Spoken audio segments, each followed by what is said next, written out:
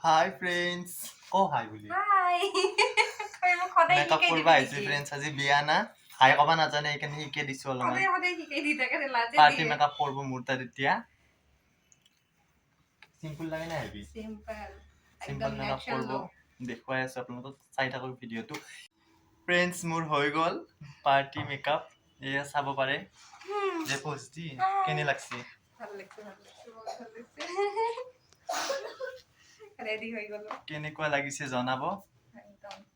তবে দূৰত যাই থাকা ধুনীয়া অচৰতা এই চাও ভাল লাগিছে ইমান বেয়া হৈ যাব লাগে